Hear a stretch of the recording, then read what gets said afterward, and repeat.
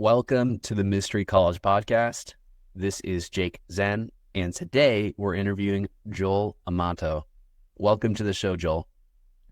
Thank you, Jake. It's nice to be here. It's always good to speak a little bit about magic and perhaps to share some stories of my journey. Absolutely. And one thing that particularly drew me to inviting you to the show is your extensive background in psychology, as well as your extensive practice as a meditator, spiritual practitioner, and also you give very precise, wonderful advice on several forums dedicated to self-improvement, self-development in relation to spiritual practice. So, I'm really impressed by what you write, what you share, and the generosity you have with people who are struggling with earlier steps and exercises on their spiritual meditative journey. So I'd love it if you'd share what brought you into your fields of interest, into hermetics, spirituality, psychology. My journey started around 20 years ago, perhaps a little bit more. In the beginning of my teenage years, I was drawn to the occult in general. I had contact with some authors, Eliphas Levi, Papus, Crowley, and a bunch of random stuff. But I felt that something was missing, something more organized, something more systematic, clear, something that could take me forward in a more effective way. So on a random day, talking to someone on the internet, this person suggested to me, "Oh, hey, have you seen the Initiation to Hermetics book by Franz Bardon?" And I haven't heard about it. I took a look and I kind of fell in love, if I could say that. It was exactly what I was looking for. And things started there.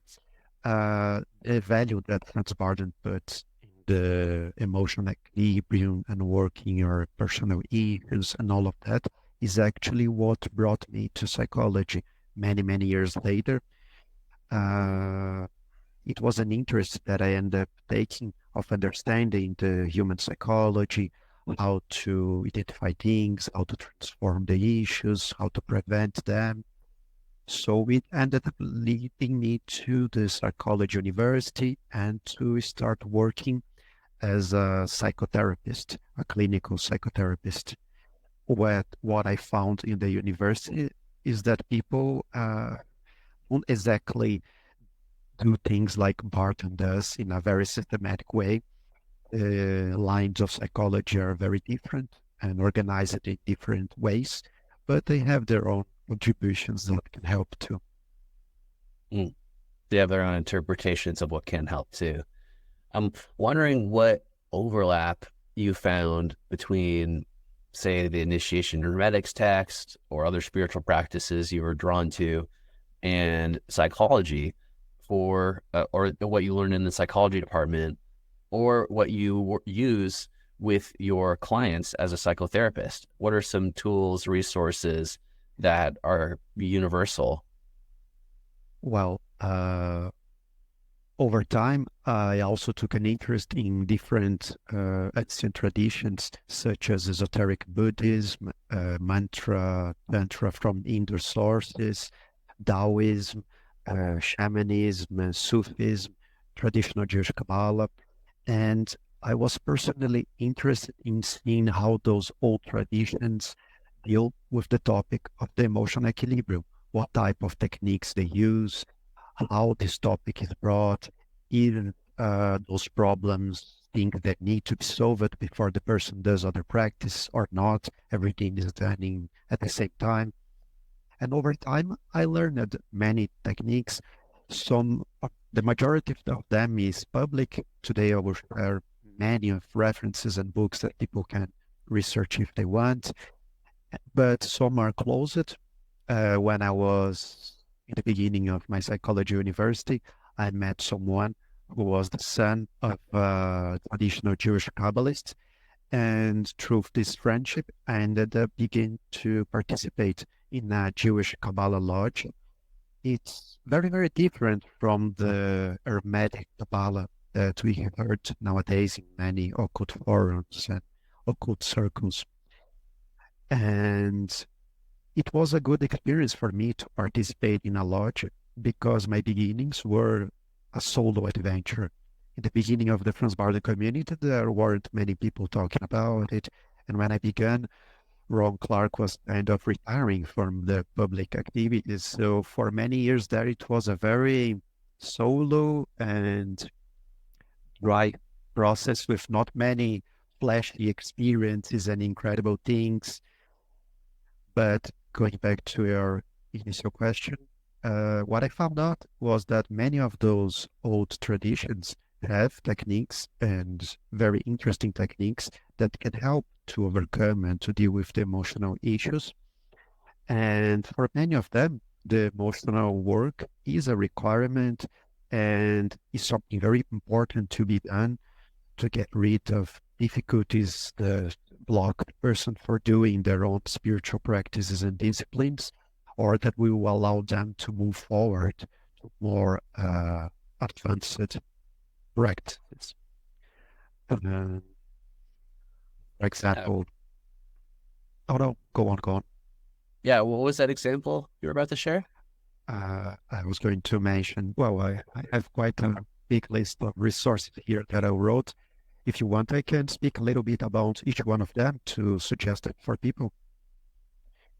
Okay, so starting from the Bardon community itself, uh, one of the resources that gave me a lot of help was astrology.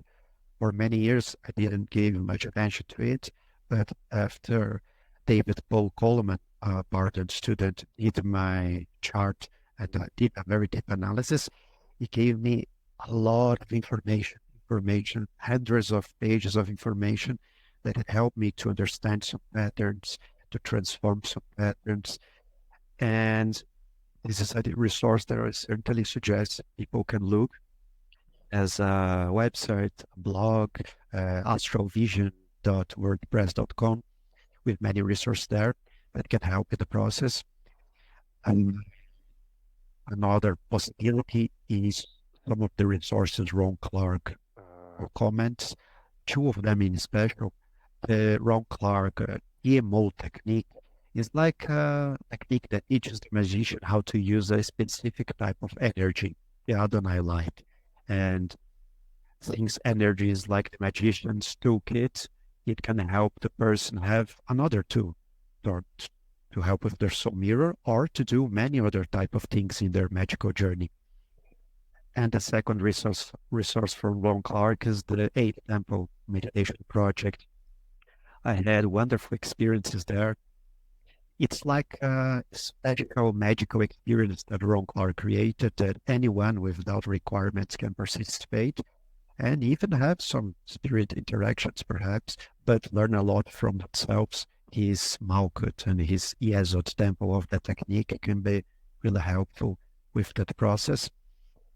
Moving a little bit further from the Bardon community, going to those ancient lineages that I mentioned, ancient traditions. On the Sufis tradition, they have the habit of using divine names, mantras, to produce magical effects. So there is a book by Sufi Rouhaniyat International called Physicians of the Heart that has more than 100 Sufi mantras, small sounds that people can repeat. No requirements, no need to be a Muslim or anything like that. I don't have a specific religion and I use techniques from a wide range of traditions. And this book can be really interesting. Inside the Buddhist tradition, there are some authors that I took benefit. For example, Lama Tsutring Leone, her Feeding Your Demons book, her Wisdom Rising book, and there is Dancing Wangya Rinpoche, his True Source of Healing, the Healing with Form, Energy and Light book, the Tibetan Sound Healing book. Just one point about this, he uses the elements, but they don't have exactly the same requirements like Bardon's. Anyone can use it, at least from my experience. In doubt, people can contact his organization and so many doubts. And also there are many public mantras like the Compassion mantra, the Green Flower mantra. The Hindu traditions have mantras like the Ganesha one that can be helpful on some occasions with the soul mirror work. About the Taoist tradition, um, there is a interesting technique that was publicly shared by Nate Ryan, a Taoist student from a Taoist master in his YouTube channel that revolves around dealing with what he calls the turbid E, the turbid vital energy, the not so clean, not so pure vital energy. So the basic idea is that, let's say you're angry. There is a fuel behind that angry, a type of vital energy behind that angry. So if you take away that fuel, the anger calms down. It's much easier to deal with anger. So that technique that he can explain better on his video can help deal with that. And another one is from Bruce Francis' books. He has a type of outer and inner dissolving technique that can help to produce a very deep relaxation in the body and also to dissolve blocks in the energetic system of the body and the more subtle bodies that can end up helping with the emotional work in general. A few other resources, Bach flower remedies, many types of oracles that people can look on many points of my life. I took the possibility of consulting with oracles to see if there was a blind spot in my work with myself, a blind spot that I wasn't perceiving about my personality. It's very common for those blind spots to happen in anyone. So sometimes to have this opportunity of talking to someone, it can be tarot, it can be many types of oracles of someone that you trust, you can end up finding interesting information. Another resource for some people that have this skill or want to develop this skill are the lucid dream techniques. People can use this resource to actually talk with parts of their personality in their own minds and understanding and transforming them. One resource that I use, but it's kind of rare for it to be necessary, is past life. In the majority of cases, we don't actually need to turn back to our past lives to solve our inner issues. But on a few cases, it may be necessary. Astrology can give some general directions of topics of our past lives that we can work in the tail and in the head of the dragon part in the chart. But from a Bardon perspective, if a person has reached that step 5, they can, for example, use the depth point to investigate their own personal lives, past lives, but usually is not necessary, but on a few cases it may be. There are some interesting psychology techniques that can help in the process. Bardon mentions the self-suggestion and out-suggestion. It can help a lot to transform things. But there is a line inside psychology called cognitive behavioral therapy. Authors like Robert Ehart, Judith Beck, or Jeffrey Young from the schema therapy can help to identify, to understand things, so you can have more information about yourself to help in the first steps of initiation into hermetics. Concerning a general lifestyle analysis, things like the traditional Chinese medicine, the Ayurveda medicine, and the Tibetan traditional medicine, the Sowa Rigpa medicine, can help the person receive kind of a really in-depth and general analysis of their lifestyle, what they eat, and many other aspects that can help in the process to achieve greater equilibrium. Yes, topic that's not measured with regularity is the integration of the emotional stuff. Sometimes we use techniques, sometimes you're having a bad day and you do some reflections and you feel kind of weird. So there are a few things that you can do. One of them, if you already reached that point, is to use vital energy to circulate in your three bodies, physical, astral, and mental, giving yourself more energy to better process this emotional moment, to better integrate it. Another technique is what anyone can use it, is the neck pressure technique. By pressuring the point in the center of our palms during a few minutes and deeply breathing in both palms, we can produce an integration effect. The same effect can be produced if we do a feet massage on ourselves. It has many points there, and by stimulating them all, we can bring an integration effect in motion. It is kind of hard to do in daily life, so this point in the middle of the palm is easier to do in any moment. Let's see here. Yes, there's a technique that I learned from Ray Soli, another Bardon student, where he uses violet light to balance the aura, also to clean it from negativity that can be attached there or small energetic parasites. But it's just a matter of visualizing this violet light, cleaning the aura, and with desire that will balance the aura when you're feeling kind of weird from your emotional work or an emotional moment. Let me see here. If I can suggest two final things.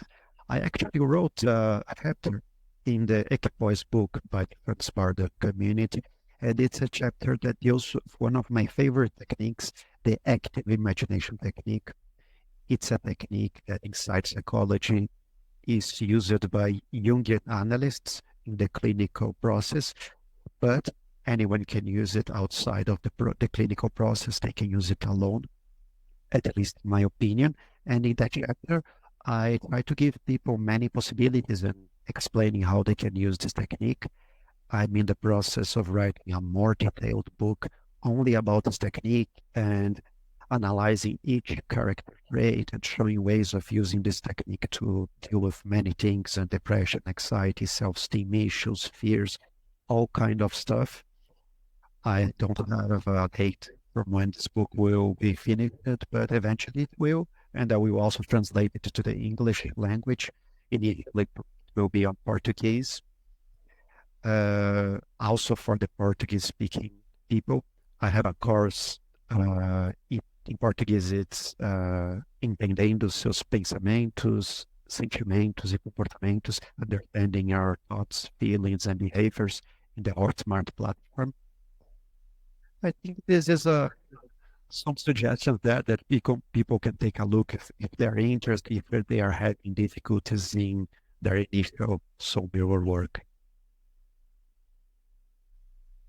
Wow, that's an extensive list and a scope of resources, and it's wonderful.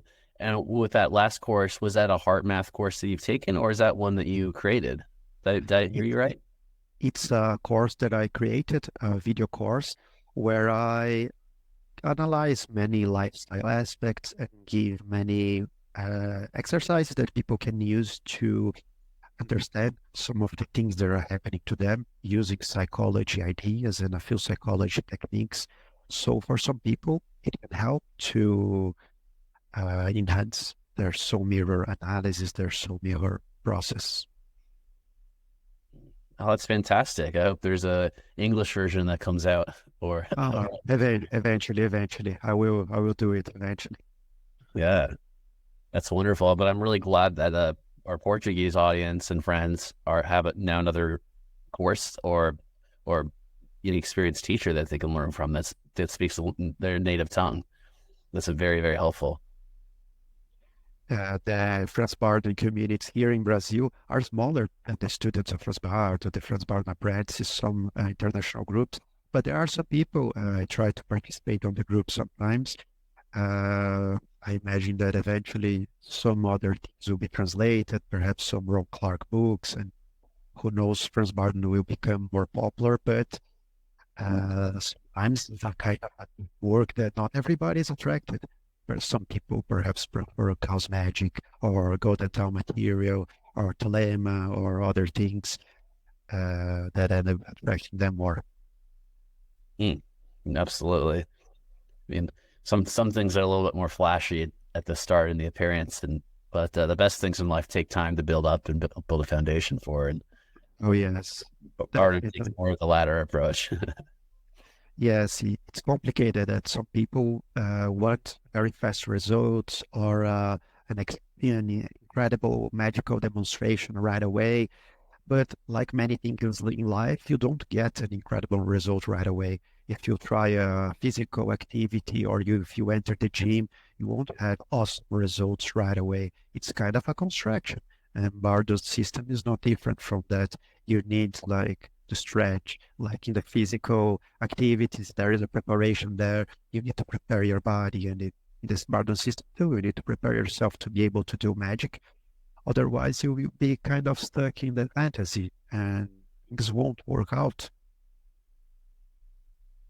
Yeah, that makes sense that sometimes people get stuck in the fantasy as opposed to getting into the practice.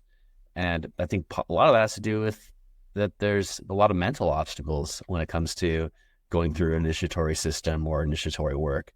One thing we discussed before we got on this call was we had a list of some common topics that appear and that students tend to students of Franz Bardon and spiritual practitioners tend to approach you for and consult your advice with. The first one on that list was that a lot of folks had difficulties in having the discipline to do the exercises, and then they give up. Yes, this is a very important topic. What I would suggest in this case is before starting initiation in hermetics, trying to ask yourself what actually is your motivation. Are you curious in general? Do you want to find if magic is real? Do you want to change something in your lives, in other people's lives?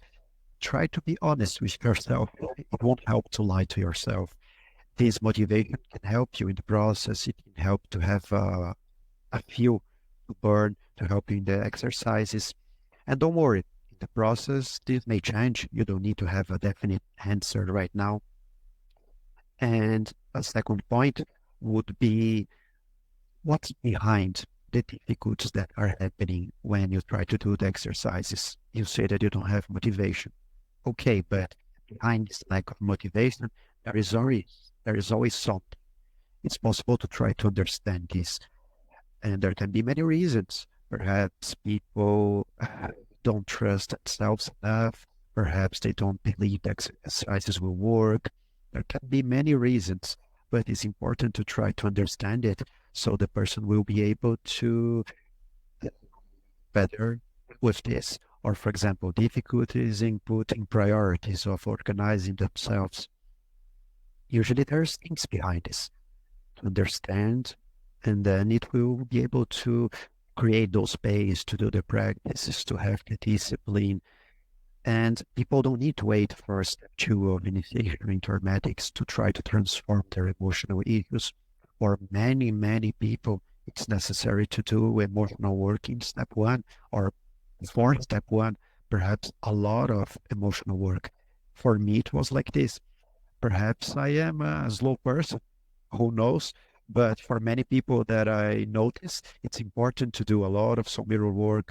Unfortunately, our society doesn't teach emotional resources for people, and you end up being in a situation where it's easy to get caught up in negative traits, to grow up with some traumas, perhaps depression, anxiety issues, and many other stuff. So if those things are a big problem right from the start, better to focus on them. Use many resources, use Bardon resources, transform them at least to the point that you can have some discipline to do the exercises. And then during the process, you will transform those things deeper and eventually complete. And another point is that Bardon is a system that values a lot equilibrium. So if a person wants very quickly a big demonstration of magic, they are not going to find it there. And even if they find someone that gives them this amazing demonstration, they perhaps will have a little bit of doubt inside themselves. Is it an illusion? So nowadays there are great illusionists that perform great tricks. Was it real? But when you go to your house alone and you are able to produce a magical effect by yourself, an objective external magical effect that can even be measured and perceived by other people, and you have your evidence. But it may not be easy to get there. It's like a construction, like many other things in life. It takes time. And people may think that having a magical experience changed their life a moment to another, but maybe it's not like this. For example, let me share a bit of a story. When I entered the Jewish Kabbalah Lodge, I saw many people there that were studying for more time than I, and many of them were doing practice that could produce physical effects.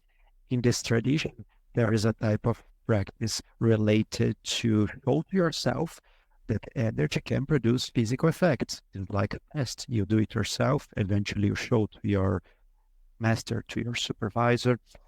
And one of those tests involve taking two pieces of glass, flat glass, and using magic to glue them just with your mind. Pieces of glass that eventually would fall if you just took them apart, but you will glue with your mind the two pieces.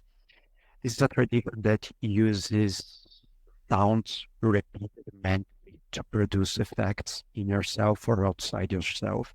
In a certain way, we could say that it's similar to mantras from Buddhism or Hindu traditions or Sufism, but the origin is different. It's not the same as KTQ. The third book of Bardon is a completely different thing that we can perhaps speak a little bit later. And I saw those people doing those things, but I thought, hey, why not try this? I already believed that magic existed back then. I even had some experiences, but this was a physical demonstration that was very interesting to see. So I learned that the Jewish mantra, the specific sound, and I went back to my house and spent kind of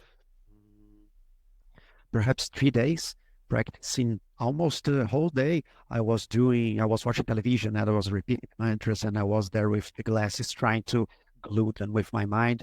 Eventually the effect started to become more visible until by the end of the 3 days, I was able to do it. And even if I took the pieces with a lot of strength, they didn't easily fall apart. It wasn't as impressive as the effect of some people on the lodge that were there for more time than I, but it was impressive enough for me on those 3 days of practice, of intensive practice. And I even recorded a video there. I showed it to my girlfriend, showed it to a few people. But the important thing is here, after I did that, everything was kind of the same. I had the same problems. My life was the same emotional issues, the difficulties with other people in many areas of life. To see a magical demonstration won't change your life, won't be the holy grail. And perhaps it won't even be the true source of your motivation to do magical exercises. It's important for each one of us to find that deep motivation. But it was a nice experience that day. That makes a lot of sense that it's important to analyze the motivation going into it. And even in your experience with the Kabbalistic, with traditional Hebrew Kabbalistic mantra you'd received, and you know that you had like really impressive magical effect, like what about other areas of our life, like our relationships, our how we show up in the world, like wealth, health, love, happiness, all these things that make life what it is. Like the intersection between magic and those things is one could argue far more important than materializing cool phenomena, as much as that Yes. intrigues me as well. I really love magic. I like to see amazing things happening. And for many years, my experience was kind of dry. There were no amazing phenomena. spirit, fearing, energy stuff. It took a long time for things to happen, but was worthwhile. I would do it all over again. It really makes a difference. For example, one of the greatest changes in my life was when I was able to transform some emotional issues related to self-esteem. Self-esteem is such a deep topic that it can affect all areas of your life. So when you transform that in a deep way, the type of transformation that happens in your life is amazing. You feel free. Many things can change. And this freedom, this happiness, this is solid. The pieces of glass being magic glue, it solid too, but not so amazing as the self-esteem. Not so broad in scope, not so deep of transforming. Yeah. And uh, I'm bringing it back to the point where you were speaking about your time participating in the Kabbalah group. One of the difficulties that people present to you often is that they feel that they need or they feel it's necessary for them to participate in a magical group due to insecurities or self-esteem and the fear of harming themselves with the practices, and also because they may be having difficulties practicing alone. Could you touch on that? Yes, sure. Well, people are different. Some people will prefer to work alone, others will prefer to have their magical activities in a group, and others will prefer both. For me, it's both. But there are some points there, some deeper points. For example, if a person wasn't feeling insecure, would you choose to work in a group, to have a master, to have a supervision of their activities, or not? It's hard to say. Perhaps it may be interesting to work on that fear, on their insecurities, and see if they still want to participate in a group after that.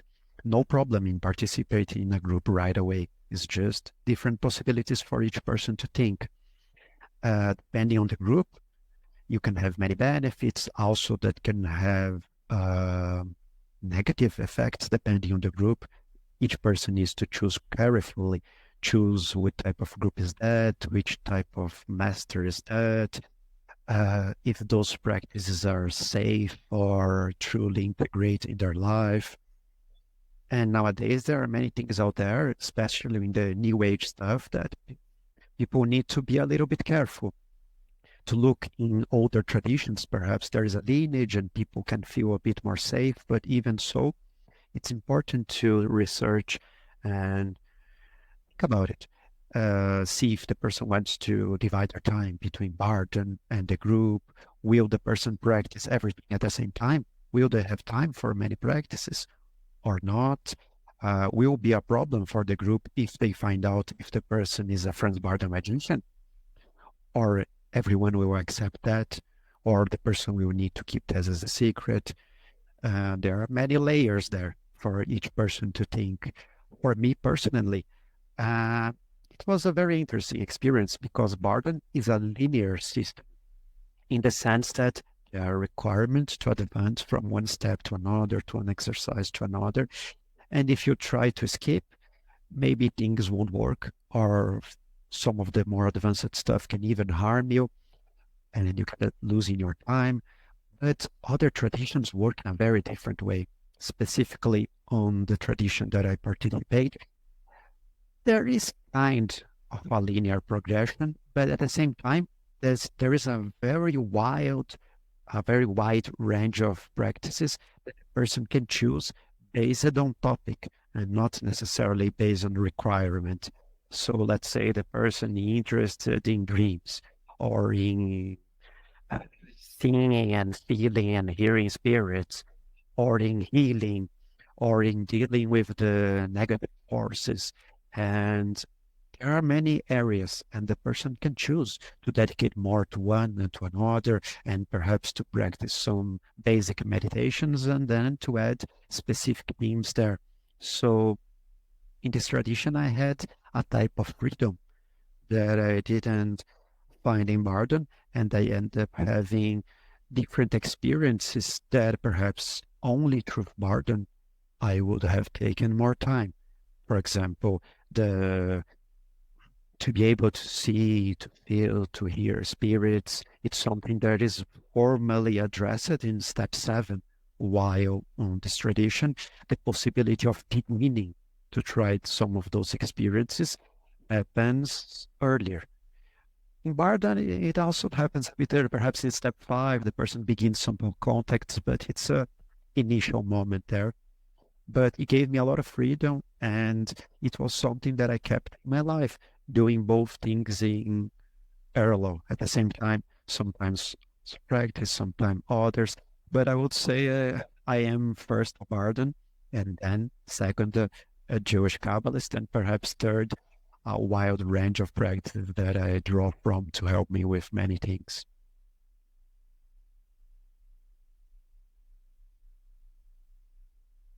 I think, you're, Oh, can you repeat the very, very last thing you said? I would say that first, I'm a Bardhan student. Second, a Jewish Kabbalist. And third, someone that draws from many different sources. But I enjoy a lot participating in this tradition. I have made friends there, and it's very nice to have people to share magical experiences personally. It's a bit different than to only share online on occult forums. And Bardon Schism has this characteristic. It's a system that people usually follow alone. So if a person chooses only the Bardon system, they can perhaps see if that's okay for them or if they will need to share experiences in some way. Mm. Yeah, and speaking of all the different interests and also different magical groups or practices you've involved yourself with, it makes me curious because I understand that like the Brazil is a melting pot of different magical, mental, spiritual practices, and it's fascinating. I'm wondering like what's your exposure or what's the scene like with Brazil, like from Santeria to Vodun to Yoruba like religions to occult lodges to animist spiritualist people. Like, I mean, I imagine just everything under the sun's there.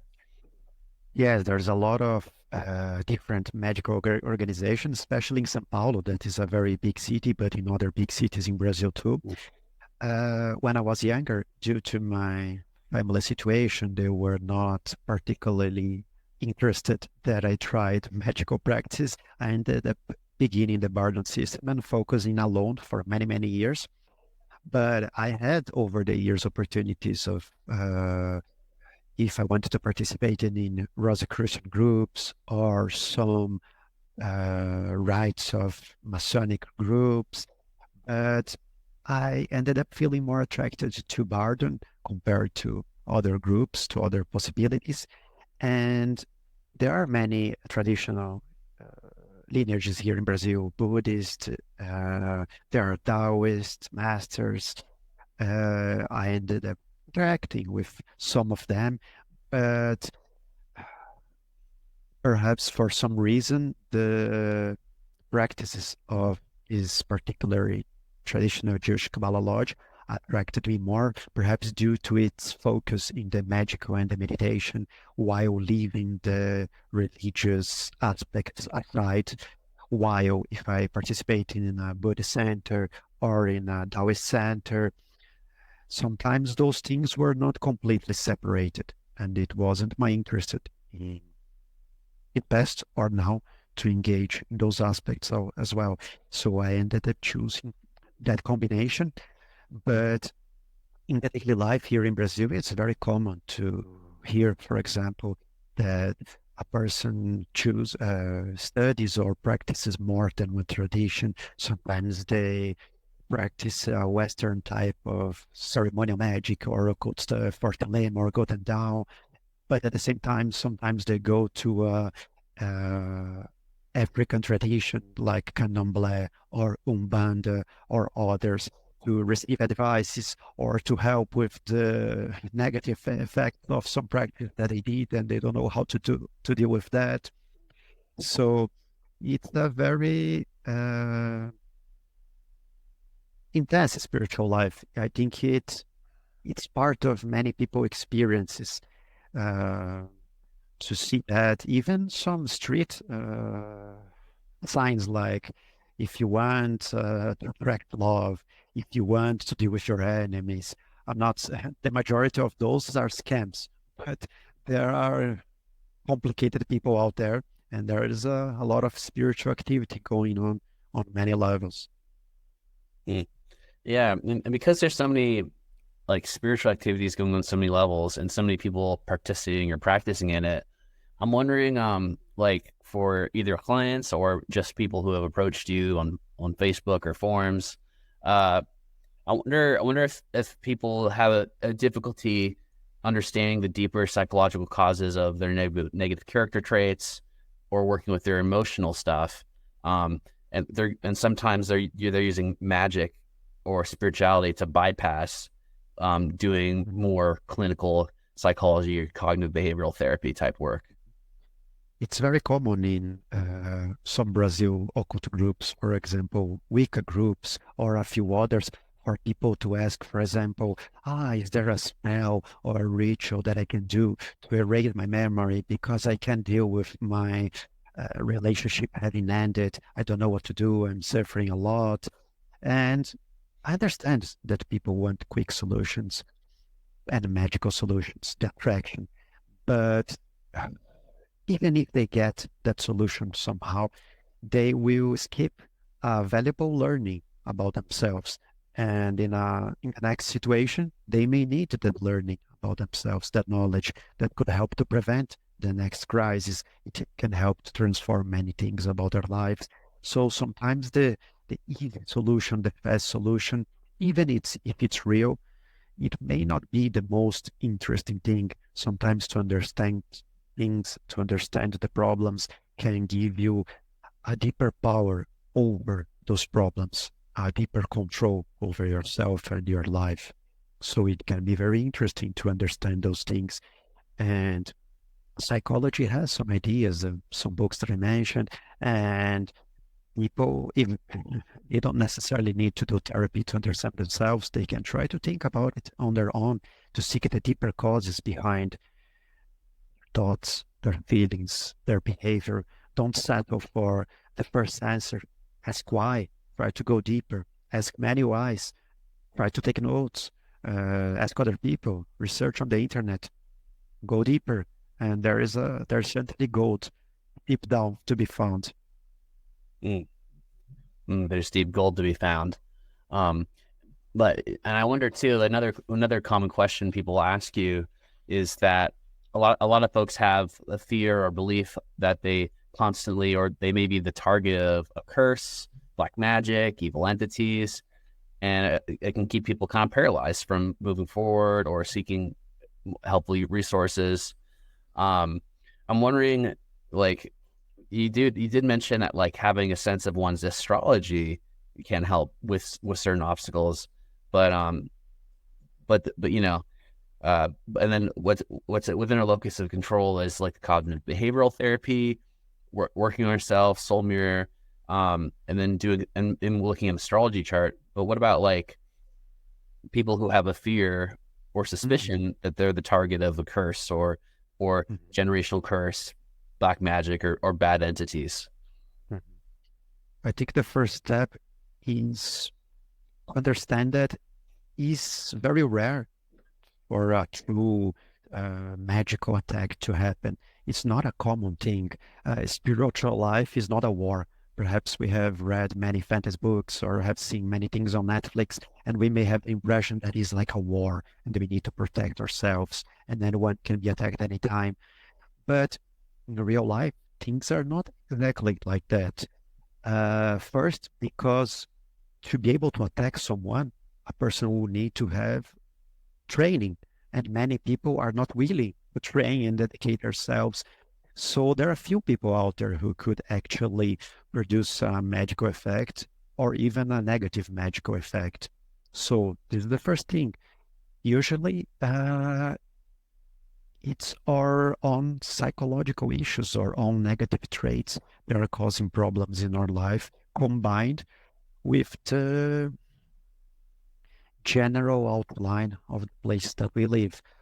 Our city or country may have economic issues. Sometimes things are difficult, and sometimes many problems are happening.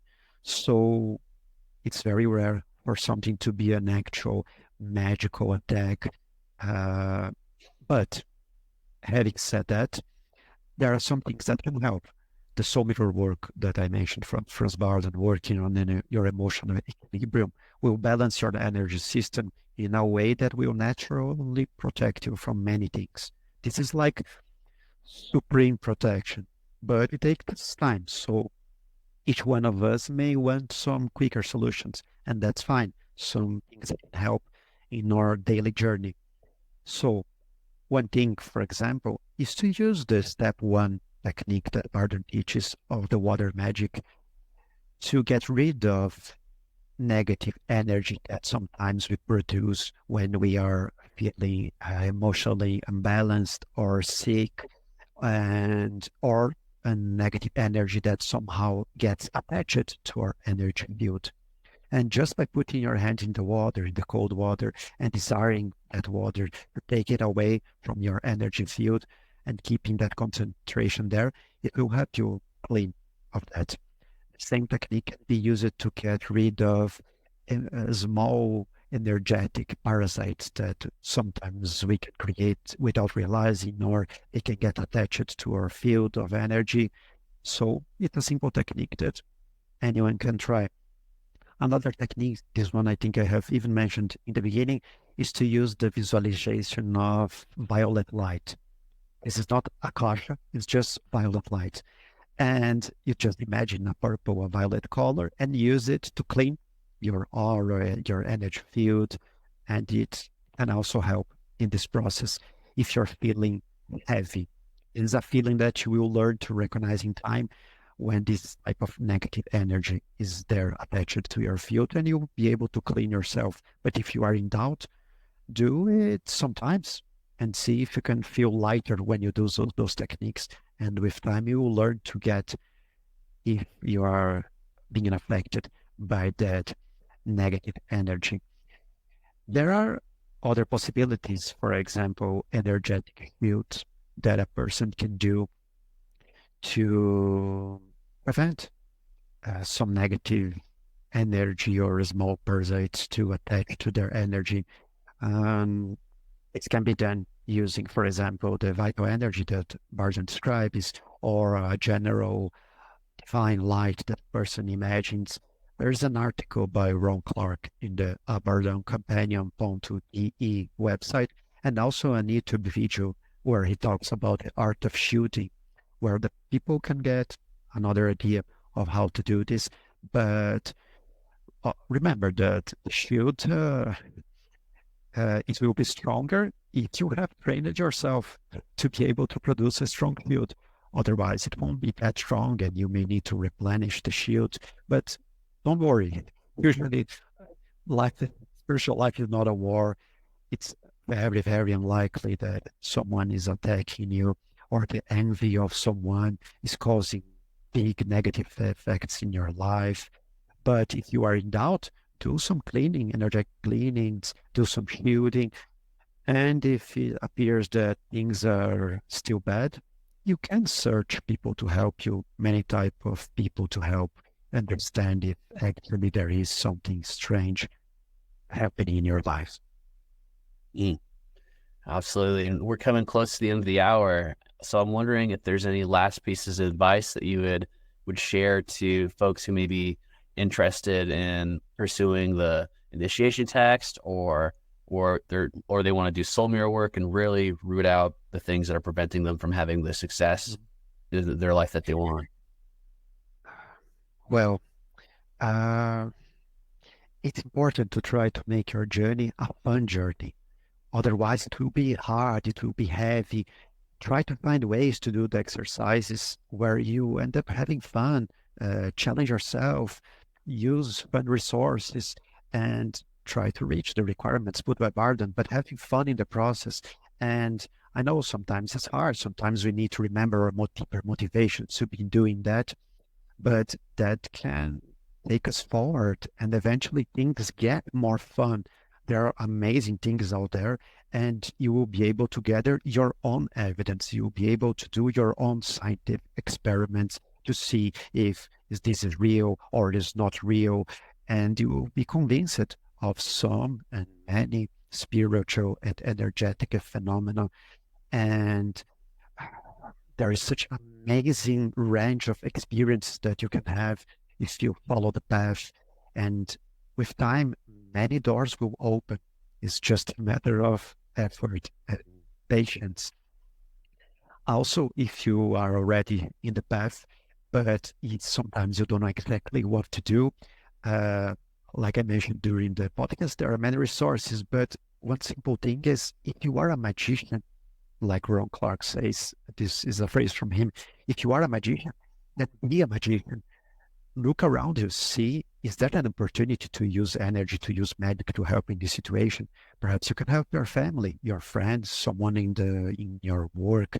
Perhaps you can have an effect in the nature around you, in your pets. Perhaps you can try to produce an effect that then can help on a more collective level or many people at the same time.